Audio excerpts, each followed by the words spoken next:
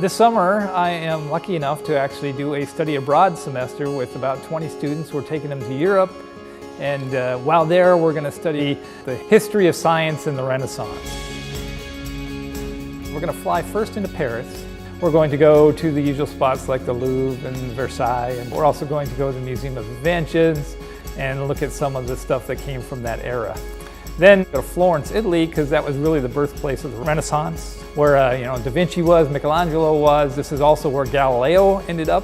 I go see the Uffizi Gallery, where they have many of these actual works of art, and go to the Accademia, which is where it has the original David statue. And then from there, we're going to fly to London. We will see the Parliament. We will also go to Museum of London, which has the history of London, the National Gallery, which has many great works of art.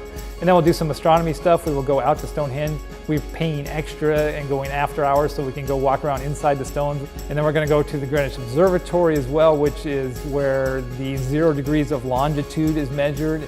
It all ties together, and that's what you try to get people to see, that a change in art is also a change in science, which is a change in beliefs, which is changes the way we look at the world. Every time you travel, you learn. Like in my archaeoastronomy class, I talk about Stonehenge and all the alignments and have all kinds of great pictures.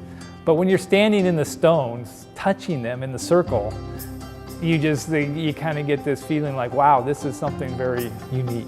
So the students that we're taking on this trip, the majority of them are Regents Scholars, which is a scholarship that they got when they came here. But we also allow Global Scholars, which are students that achieve this by taking specific classes and doing specific projects and creating a Global Scholar portfolio.